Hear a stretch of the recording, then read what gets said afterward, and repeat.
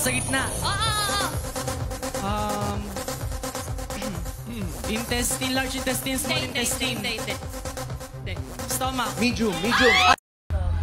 Couple na nakapasok sa jackpot round ng Pinoy Henyo, kini-question ngayon. Patuloy na usap-usapan ngayon ng couple na manlalaro sa sikatasan segment ng noontime show na Itbulaga na Pinoy Henyo, kung saan kini-question ng mga netizens ang naispatan umanong pandaraya ng dalawa habang hinuhulaan ng isang salita.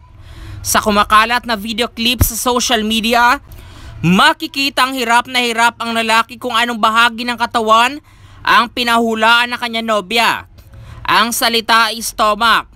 Nahulaan ng lalaki ang salita, subalit hindi nakalagtas sa mga mata ng manonood at netizen sa pagsambit daw ng salitang stomach ng babae. Nabasa naman ng lalaki kaya tumama sila.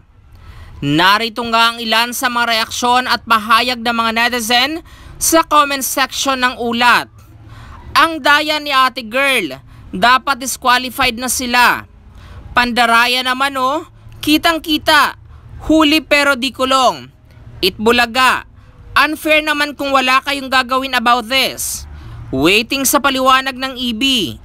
Samantala, nagbigay ng suwestyon ang mga netizens na sana raw ay gawin ng magkatalikuran ang mga manlalaro upang maiwasan ang mga ganitong senaryo.